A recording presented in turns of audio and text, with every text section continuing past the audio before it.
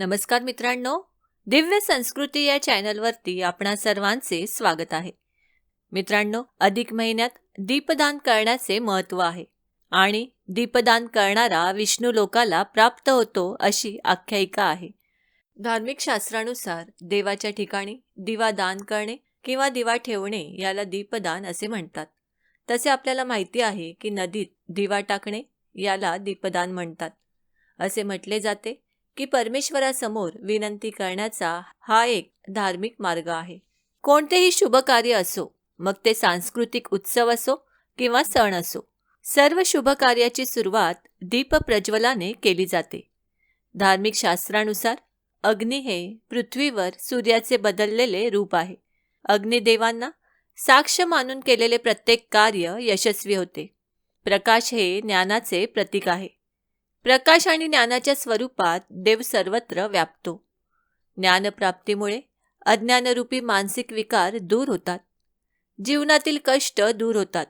म्हणून प्रकाशाच्या उपासनेला देवाची उपासना मानले गेले आहे. अग्निपुराणानुसार जो मनुष्य मंदिरात किंवा ब्राह्मणाच्या घरात किमान 1 वर्षापर्यंत दीपदान करतो त्याला सर्व काही मिळते.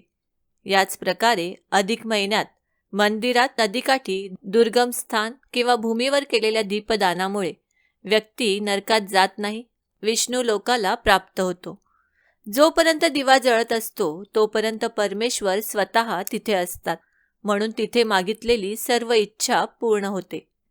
दिवा आपल्याला जीवनातील उंचावर जाण्यासाठी आणि काळोख मिटविण्यासाठी प्रेरित करतो. या व्यतिरिक्त दीप प्रज्वलन केल्याने सर्व पाप नाहीसे होऊन जीवनात सौख्य, भरभराट, आयुष्य, आरोग्य आणि सुख, आनंद वाढतच जाते. गाईच्या तुपाचा दिवा लावल्याने सभोवतालीचे वातावरण शुद्ध आणि जंतुमुक्त होते. रोगराई नाहीसे होतात. पूजा उपासना करताना देखील दिवा लावण्यामागे हाच हेतू असतो की देव आपल्या मनातील अज्ञानरूपी काळोखाला दूर करून ज्ञानाचा प्रकाश प्रदान करो. मित्रांनो, हिंदू धर्मात अकाली मृत्यू टाळण्यासाठी, आपल्या मृतकांच्या उद्धारासाठी, देवी लक्ष्मी आणि भगवान विष्णूला प्रसन्न करण्यासाठी, यम, शनी, राहू आणि केतू यांच्या अशुभ प्रभावापासून वाचण्यासाठी दीपदान केले जाते. भगवान केशवासमोर दीपदान केल्यास त्या व्यक्तीला संपूर्ण यज्ञाच्या अनुष्ठानासह सर्व तीर्थांचे पुण्य प्राप्त होते. तसेच श्रीहरींसमोर केलेल्या दीपदानामुळे हरिधामाची प्राप्ती होऊ शकते. पद्मपुराणातील काही उल्लेखानुसार मंदिर, नदीकिनारी, रस्त्यावर दीपदान केल्यास लक्ष्मी देवीचे विशेष शुभ आशीर्वाद प्राप्त होतात. दीपदान करताना दिवा मातीचा, तांब्याचा, चांदीचा, पितळेचा किंवा सोन्याचा यापैकी शक्य असेल त्याचा दिवा घ्यावा. दिवा सर्वप्रथम स्वच्छ करावा. मातीचा दिवा काही तास पाण्यात ठेवावा. त्यानंतर प्रदोषकाळी किंवा सूर्यास्तानंतर शुभ मुहूर्त पाहून चुकूनही नुसत्या जमिनीवर दीपदान करू नये. यानंतर मंत्र म्हणून दिवा आणि देवतेला मनापासून नमस्कार करावा. अधिक मासात पहाटे लवकर उठावे. शीतल जलाने स्नान करावे. घरातल्या देवांची पूजा करावी. ज्या जागेवर दीपपूजा करायची ती जागा सारवून किंवा स्वच्छ पुसून घ्यावी. त्यावर सुंदरशी रांगोळी काढावी. पाट किंवा चौरंग मांडावा. त्यावर रंगीत वस्त्र अंथरावे. पाट किंवा चौरंगावरील वस्त्रावर यथाशक्ती गहू किंवा तांदळाची रास ठेवावी. त्यावर हळदी कुंकवाची बोटे लावलेला, पाण्याने भरलेला, आंब्यांच्या पानांनी किंवा विड्यांच्या पानांनी सुशोभित केलेला एक कलश त्या धान्याच्या राशीवर ठेवावा. कलशामध्ये विड्याची 2 पाने, सुपारी व एखादे नाणे ठेवावे. कलशावर ताम्हण ठेवून त्या ताम्हणात तांब्याचा किंवा धातूचा एक दिवा ठेवावा. हा दिवा शक्यतो तुपाचा असावा. कलशापुढे गणेशाची सुपारी मांडावी. शक्य असेल तर त्या कलशासमोर राधाकृष्णाची प्रतिमा किंवा लक्ष्मीनारायणाची मूर्ती ठेवावी. सोबत उदबत्ती, निरांजन आणि घंटा ठेवावी. उपासकाने शुचिर्भूत होऊन चौरंगासमोरील पाटावर बसावे. कुलदेवतेचे, मातापिता, गुरु यांचे स्मरण करावे. चौरंगाजवळच निरंजन अथवा समई लावून घ्यावी. मग आचमन करून दीपपूजन आणि दीपदानाचा संकल्प करावा.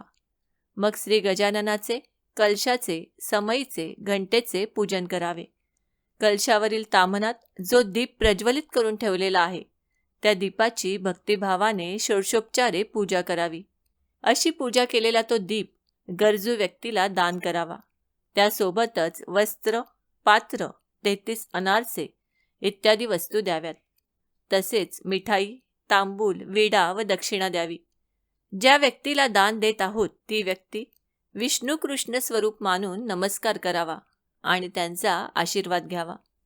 दीपदान करताना त्रैलोक्याचा अंधार दूर करणाऱ्या हे देवाधिदेवा पुरुषोत्तमा, या दिव्याचा तू स्वीकार कर आणि आमच्या आयुष्यातील अंधार दूर कर अशी प्रार्थना करावी. मित्रांनो, अधिक मासात केलेले कोणतेही देवाचे कार्य हे अक्षय आणि सर्व मनोकामना पूर्ण करणारे ठरते. म्हणूनच अधिक महिन्यात अज्ञानाचा अंधकार दूर करण्याचे आणि तेज, समृद्धी यांचे प्रतीक असलेले दीप दान करावेत असे सांगितले जाते. मित्रांनो, अधिक मास महात्म्य ही भगवान विष्णूंची कृपा संपादन करण्याची पवित्र संधी आहे, जी दर 3 वर्षांनी येते. या महिन्यात पोथी वाचन, दीपदान आणि दान धर्माला अनन्यसाधारण महत्त्व आहे, ज्यामुळे पापशालन होऊन मोक्ष प्राप्ती होते. म्हणूनच या महिन्यात आपण अधिक मास महात्म्य पोथीचे वाचन करणार आहोत. ते व्हिडिओ देखील अवश्य श्रवण करा.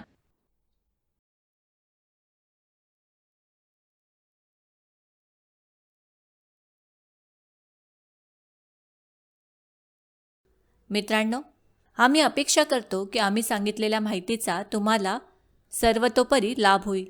माहिती आवडली असल्यास ही माहिती तुम्ही मित्रपरिवाराबरोबर शेअर करा आणि अजूनही जर तुम्ही दिव्य संस्कृती या चॅनलला सबस्क्राईब केलं नसेल तर आमचे नवनवीन व्हिडिओ पाहण्यासाठी चॅनलला आजच सबस्क्राईब करा. धन्यवाद.